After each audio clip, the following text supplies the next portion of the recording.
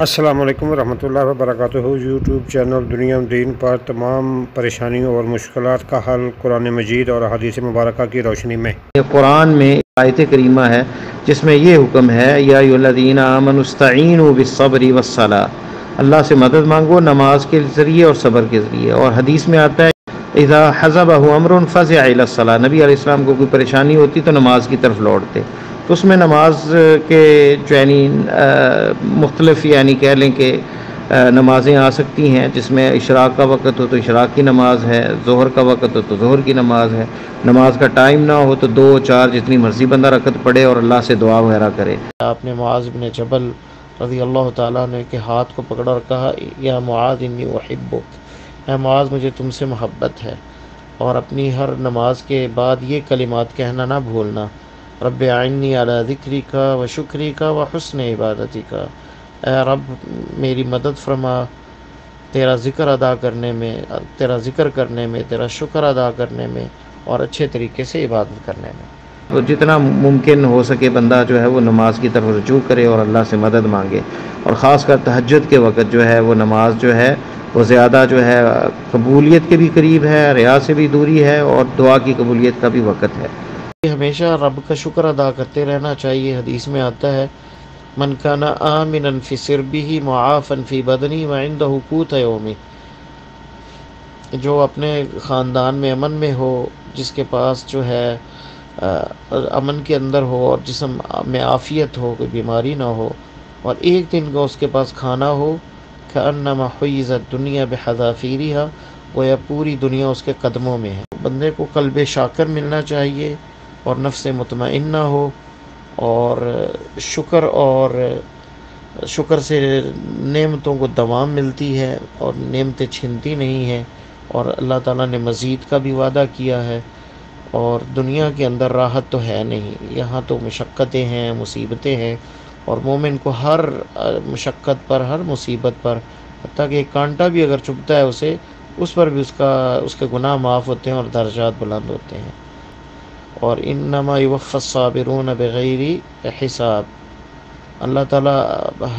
جو صبر کرنے والے ہیں انہیں بے حساب اجر دیں گے۔ بالصبر والیقین تنال الامامۃ فی الدین، صبر اور یقین سے دین میں بھی امامت ملتی ہے اور اللہ کے ہاں بھی بندہ سرخرو ہوتا ہے۔ اس لیے بندہ کبھی بھی جو ہے اگر پریشانیاں ہوں بھی اپنے رب کے سامنے رکھے اور شکر رہے کہ اللہ نے یہ زندگی دی ہے، نعمت ہے، زبان اللہ کا ذکر کرنے والی ہو اور جسم میں عافیت ہو، تو یہ بہت بڑی نعمت ہے۔ تو ان نعمتوں کی قدر کریں اور اللہ تعالیٰ کا شکر ادا کریں، اور اللہ تعالیٰ سے عبادت کی ہمیشہ بندہ استعانت، مدد مانگتا رہے، کیونکہ اس کی اعانت اور اس کی توفیق کے بغیر نہ شکر کر سکتا ہے بندہ، نہ عبادت کر سکتا ہے۔ تو اللہ کی مدد کے بغیر کچھ بھی ممکن نہیں ہے۔ اس لیے اپنی خواہشات، اپنی امنگیں، اپنی تمنائیں، آرزویں اللہ کے سامنے رکھے، اس سے زیادہ مانگے۔ اگر وہ انسان کے حق میں بہتر نہیں ہوگا تو اللہ اس سے اور اچھی کوئی چیز عطا کر دے گا، یا پھر اس دعا کی وجہ سے کسی اور مصیبت سے بچا لے گا بندے کو۔ اس لیے دعا میں بھی جو ہے جو دعا کو لازم پکڑ لیتا ہے تو وہ کہہ لیں کہ اللہ تعالیٰ نے جس کے لیے دعا کا، مسئلے کا، سوال کرنے کا دروازہ کھول دیا کہ وہ کثرت سے دعا کرتا ہے،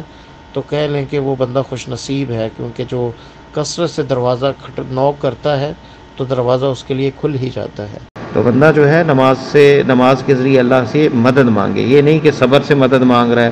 صبر بھی اپنی مشکلات اور پریشانیوں پہ صبر کرنا، اور نماز کے ذریعے اللہ سے مدد مانگنا۔ نماز سے مدد نہیں ہے، نماز ذریعہ ہے اللہ سے مدد مانگنے کا، نماز کے ذریعے مدد مانگی جاتی ہے، اللہ تعالیٰ سے مدد مانگی جاتی ہے۔ اسی میں ہم پڑھتے ہیں ایاک نعبد و ایاک نستعین، اللہ ہم تیری ہی عبادت کرتے ہیں اور تجھی سے مدد مانگتے ہیں۔ باقی جو ہے مشکل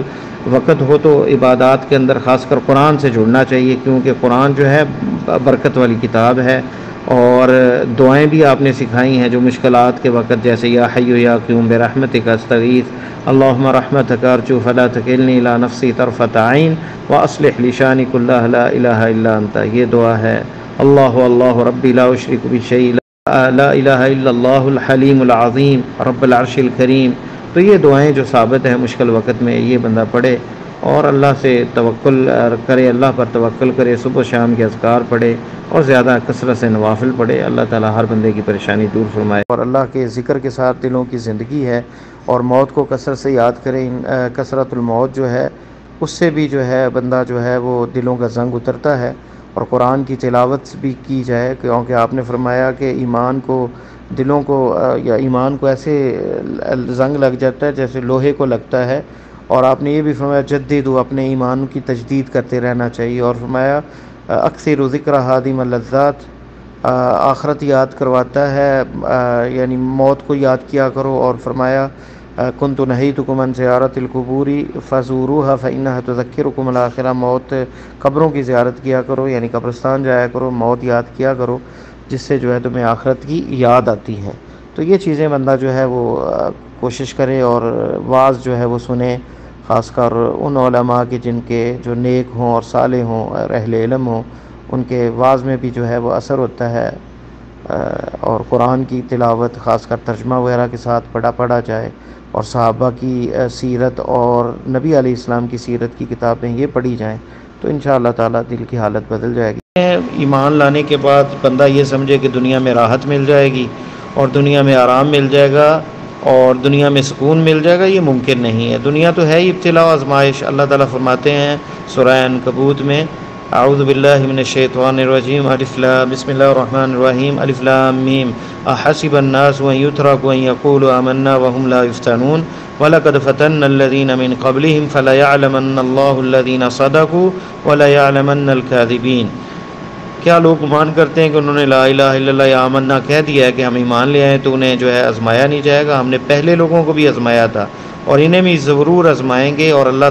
تاکہ جان جائے کون سچے ہیں اور کون جھوٹے ہیں، تو آزمائش تو آئے گی۔ اور بکر صدیق رضی اللہ تعالیٰ عنہ نے پہلا خطبہ ارشاد فرمایا تو آنکھوں سے آنسو جاری ہو گئے، اور انہوں نے کہا کہ سب سے بڑی نعمت ایمان کے بعد عافیت ہے۔ تو بندہ کی آزمائش ہوگی مالی مسائل میں، صحت کے مسائل میں، اولاد کے معاملے میں، تو دنیا آرام کی جگہ نہیں، آرام کی جگہ اور راحت صرف جنت میں ہے، اور یہاں ان سب چیزوں کے ساتھ اللہ تعالیٰ کی قضاء اور قدر کے فیصلے پہ راضی رہنا اور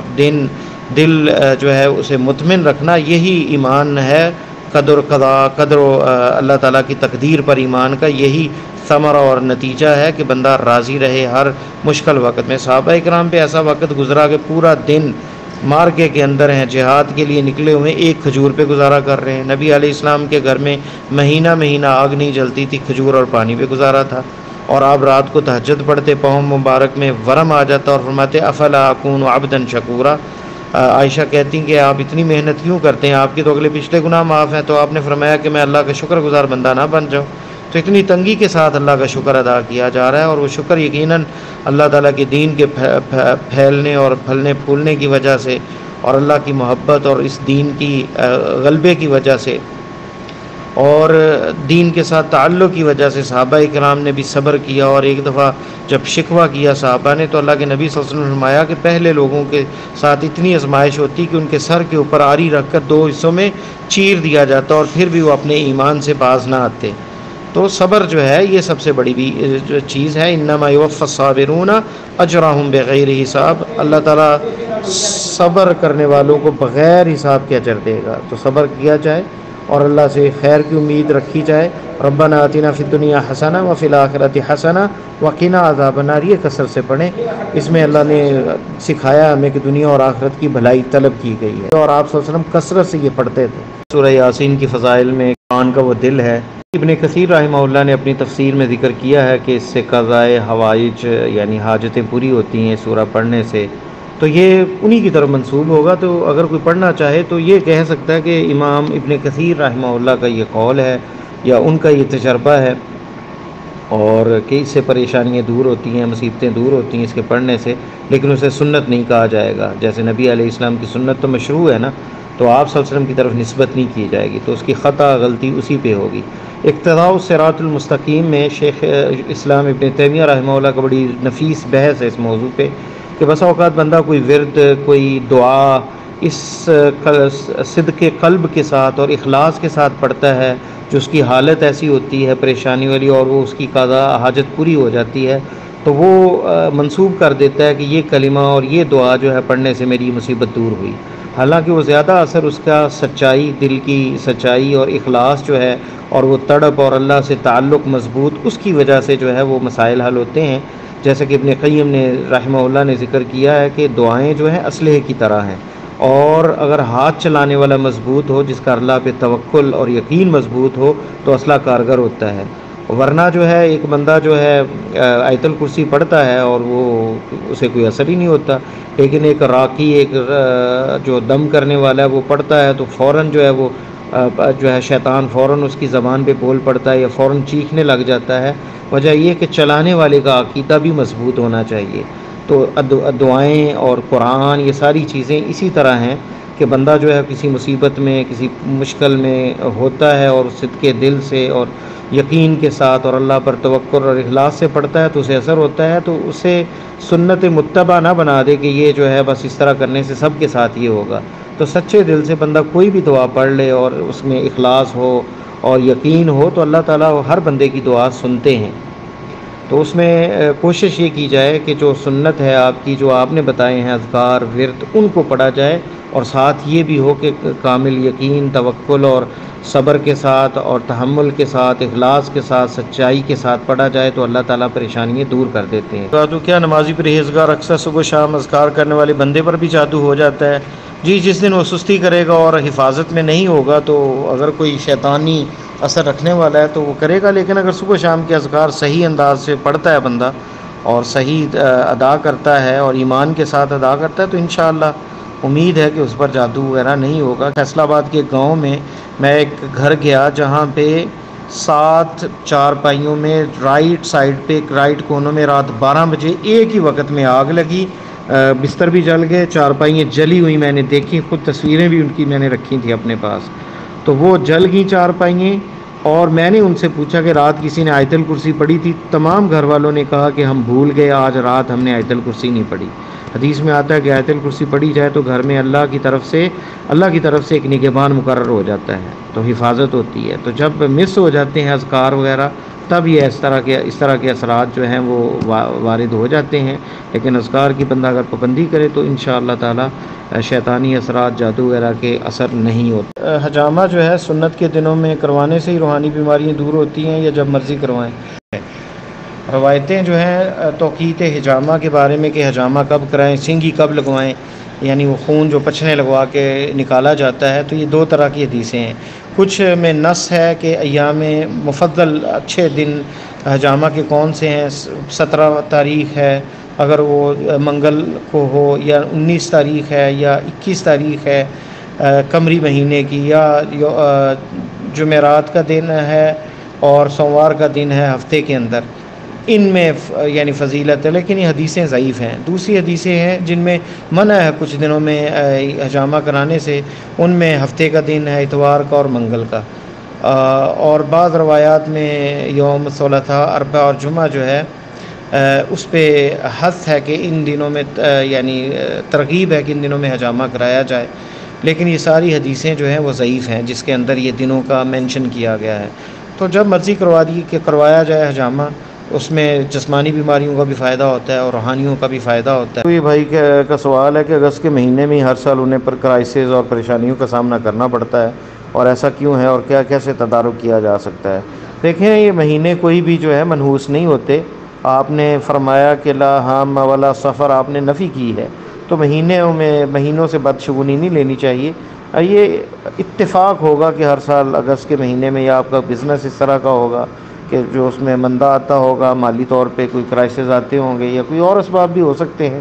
اگست کا مہینہ جو ہے حبس کا مہینہ ہوتا ہے، بیماریاں بھی بہت سے لوگوں کو لگ جاتی ہیں اگست کے مہینے میں، بہت سے ریزن ہو سکتے ہیں۔ آپ جو ہے عبادات کو زیادہ کریں، قرآن کی تلاوت بڑھا دیں اگست کے مہینے میں، خاص کر جس مہینے میں آپ کو ہوتا ہے کہ مجھے کوئی پریشانی نہ آئے، تو عام روٹین میں بھی بڑھانا چاہیے۔ تو اس مہینے میں خاص کر صدقات وغیرہ، نوافل کا اہتمام، اللہ سے معافی، استغفار جو ہے، استغفار کو جو ہے وہ بنا لیں، اپنا جو ہے ورد بنا لیں کہ اللہ تعالیٰ کی طرف سے بندے کے اوپر عذاب نہیں آتا اگر بندہ استغفار کرتا ہو۔ وَمَا كَانَ اللَّهُ لِيُعَذِّبَهُمْ وَهُمْ يَسْتَغْفِرُونَ، اور اللہ کسی کو عذاب نہیں دیتا اگر وہ استغفار کر رہا ہے۔ تو استغفار، استغفر اللہ الذی لا الہ الا هو الحی القیوم واتوب الیہ، استغفر اللہ العظیم، استغفر اللہ واتوب الیہ، یہ سارے صیغے ہیں۔ کسی بھی سیغے کو جو ہے وہ کثرت سے پڑھیں۔ باقی یہ ذہن سے جھٹک دیں کہ اگست کے مہینے میں کوئی بدشگونی ہے یا آپ کے ساتھ کوئی ایسا معاملہ ہوتا ہے، یہ جو ہے اتفاق ہو سکتا ہے، لیکن مہینے جو ہے وہ برے نہیں ہوتے کسی اعتبار سے بھی۔ ایک بہن نے یہ سوال بھیجا ہے کہ رب انی مسنی الضر وانت ارحم الراحمین، اپنے والد کے لیے دعا پڑھ سکتی ہوں؟ نہیں، اس میں صیغہ متکلم کا ہے، یہ آپ کے والد کو سکھائیں، وہ اپنے لیے یہ پڑھیں، آپ ویسے ان کے لیے دعا کریں، اللہ انہیں صحت دے، عافیت دے۔ ضروری عربی میں آپ اردو میں بھی دعا مانگ سکتی ہیں والد صاحب کی صحت یابی کے لیے، اور نماز کے اندر بجعلنی مقیم الصلاۃ ومن ذریتی ربنا تقبل دعا ربنا اغفر لی ولوالدی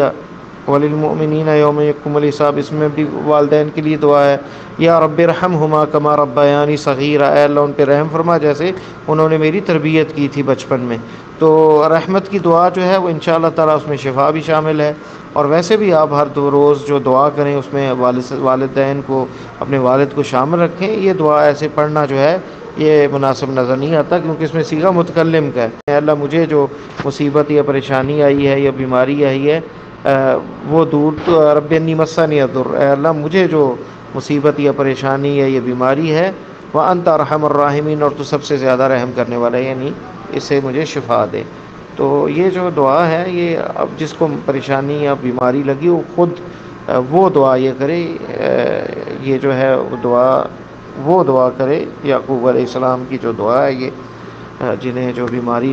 لاحق ہوئی تو اللہ نے انہیں یہ دعا سکھائی اور انہوں نے یہ دعا کی، تو بیمار آدمی خود یہ دعا پڑھے۔ اعوذ باللہ من الشیطان الرجیم کا ترجمہ بھائی جو ہے اس میں متردد ہیں کہ کیا اس کا مطلب ہے کہ میں پناہ پکڑتا ہوں شیطان سے، شیطان مردود سے، اللہ کی پناہ پکڑتا ہوں، یا کیا ترجمہ ہوگا؟ دیکھیں اگر آپ اس کو وضاحت کر دیں گے نا تو وہ واضح ہو جائے گا ترجمہ۔ اعوذ باللہ، میں پناہ پکڑتا ہوں اللہ کی، من الشیطان الرجیم، شیطان مردود کے شر سے، میں پناہ پکڑتا ہوں اللہ تعالیٰ کی شیطان مردود کے شر سے۔ عبداللہ ابن عباس کی روایت، جو اپنی خالہ میمونہ کے گھر رکے تو آپ نے اپنا چہرے سے صبح جب اٹھے تہجد میں تو نیند دور کر رہے تھے، اور اس وقت یہ آیات پڑھی اِنَّ فِی خَلْقِ السَّمَاوَاتِ وَالْأَرْضِ وَاخْتِلَافِ اللَّیْلِ وَالنَّہَارِ، تو یہ نیند سے بیدار ہونے کے لیے یہ ذکر ہے۔ باقی جو فضیلت ہے سورہ بقرہ کے آخری رکوع کی ہے، جس میں آتا ہے، بخاری مسلم کی حدیث ہے کہ من قرأ فی لیلہ من قرأ من آخر آیتین من آخر البقرہ کفتہ، اور کما قال النبی صلی اللہ علیہ وسلم، جس نے 2 آیتیں آخری سورہ بقرہ کی پڑھی جس رات میں تو اسے کفایت کر جاتی ہیں۔ تو اس میں علماء نے ذکر کیا ہے جن و شیطان کے شر سے، تہجد کی نماز سے، قرآن کے پڑھنے سے، ہر جانور موذی سے، 8-9 اقوال ہیں کہ ہر چیز سے وہ کفایت کرتی ہے۔ تو وہ سورہ بقرہ کے بارے میں آتا ہے آخری رکوع کے بارے میں، اور جس گھر میں وہ پڑھا جائے 3 دن شیطان اس کے قریب نہیں آتا۔ تو یہ ساری جو ہے سورہ بقرہ کے آخری رکوع کے بارے تو صبح کے اذکار اور شام کے اذکار کا وقت جو ہے یہ دریافت کیا گیا ہے۔ جواب یہ ہے کہ فجر کی اذان کے بعد ٹائم فجر کا شروع ہو جاتا ہے، تو صبح کے اذکار اس وقت سے لے کر سورج کے طلوع ہونے تک یہ ٹائم ہے مختار، اور یہ ہے وہ وقت اصل۔ اور شام کے جو ہیں وہ سورج جب عصر کی نماز کے بعد سے مساء کا وقت، شام کا وقت شروع ہو جاتا ہے، عصر کے بعد سے جو ہے غروب آفتاب سے تھوڑی دیر پہلے سورج غروب ہونے تک یہ وقت مختار ہے رات کے، مساء کے، شام کے اذکار کا۔ لیکن اگر بندہ سویا رہ گیا، فجر میں لیٹ اٹھا، تو وہ اذکار کر لے گا۔ جیسے نماز جو ہے وہ بندہ لیٹ پڑھ رہا ہے، فجر کا ٹائم تو گزر گیا اور وہ سویا رہ گیا، تو اذکار بھی اس وقت وہ پڑھ لے گا۔ لیکن اصل عام روٹین کے اندر جو ہے نماز سے پہلے بھی، فجر سے پہلے بھی اذکار پڑھے جا سکتے ہیں، اور نماز فجر کے بعد بھی، یعنی اذان کے بعد، فجر کی اذان کے بعد صبح صادق کا وقت ہو گیا تو صبح کے اذکار شروع ہو جاتے ہیں۔ اور اسی طرح عصر کے بعد شام کا وقت شروع ہو جاتا ہے، تو عصر کی نماز کے بعد جو ہے غروب آفتاب سے کچھ عرصہ پہلے، کچھ دیر پہلے جو ہے شام، جب سورج قریب ہو ڈھلنے کے، تو اس وقت سے جو ہے وہ شام کے اذکار بندہ پڑھ سکتا ہے مغرب سے پہلے۔ اور اگر لیٹ ہو جائے تو پھر مغرب کی نماز کے فوراً بعد جو ہے وہ اذکار پڑھ لے، لیکن بہتر یہ ہے کہ غروب آفتاب سے پہلے پہلے جو ہے وہ مکمل کر لے اذکار۔ بہت سے لوگ جو ہیں، چاہے وہ مرد ہیں یا عورتیں ہیں، وہ زندگی کی مشکلات اور پریشانیوں سے جب تنگ آ جاتے ہیں تو سمجھتے ہیں کہ شاید ان سے بڑا کوئی مصیبت اور پریشانی کا سے دوچار نہیں ہے۔ حالانکہ اگر بندہ نیچے دیکھے تو ایسے ایسے لوگ ہیں کہ بندہ الحفیظ والامان، کوئی اپاہج ہے، کسی کی عقل حاضر نہیں، کوئی مہینوں سے ہاسپٹل میں ہے، کوئی مینٹل کیسز ہیں، کسی کے ہاتھ نہیں، کسی کی آنکھیں نہیں، کسی کا کوئی بھی نہیں ہے، کسی کے پاس گھر نہیں ہے، کسی کے پاس کھانے کے لیے کچھ نہیں ہے۔ تو ہر بندہ جو ہے دنیا کے اندر کسی نہ کسی آزمائش سے دوچار ہے۔ کل کا دن تک پتہ نہیں زندہ ہے یا نہیں انسان کے پاس تو زندگی وہی ہے جو آج کے دن وہ جی رہا ہے۔ تو اگر یہ چیزیں موجود ہیں تو گویا پوری دنیا اس کے قدموں میں ہے۔ بندہ اس کے باوجود مستقبل کا سوچ کر پریشان ہوتا ہے، اور حال جو ہے اسے انجوائے نہیں کرتا، اسے خوش نہیں ہوتا۔ یہ تھے محترم محمد جمیل علوی صاحب، فاضل مدینہ یونیورسٹی، جو واٹس ایپ گروپس مسائل دین المدینہ 4 نمبر میں آئے مختلف سوالات کے جوابات قرآن و سنت کی روشنی میں دے رہے تھے۔ پر تمام پریشانیوں کا حل اور اس کا خلاصہ یہی ہے کہ نماز کو سمجھ کر پڑھا جائے۔ نبی کریم صلی اللہ علیہ وسلم کے جتنی مسنون اذکار اور دعائیں ہیں ان سب کو بھی سمجھ کر ترجمے سے پڑھا جائے، اور اللہ تبارک و تعالیٰ کی پیاری کلام قرآن مجید کو بھی ترجمے سے سمجھ کر پڑھا جائے، تو انشاءاللہ العزیز تمام مشکلات جو ہے وہ ختم ہو جائیں گی، تمام پریشانیاں ختم ہو جائیں گی، اور آدمی انسان جو ہے وہ انشاءاللہ یہ زندگی جو ہے وہ خوشحال گزارے گا، اور انشاءاللہ باذن اللہ تعالیٰ اللہ تبارک و تعالیٰ اس کی اس دنیا کے ساتھ ساتھ آخرت بھی اچھی فرما دیں گے۔ اللہ تبارک و تعالیٰ ہم سب کی دنیا آخرت دونوں اچھی کر دے، آمین یا رب العالمین۔ تو سب جو ہے وہ قرآن بھی سمجھے، نماز بھی سمجھے، مسنون اذکار بھی سمجھ کر پڑھیں، اور دوسروں کو بھی دعوت دیں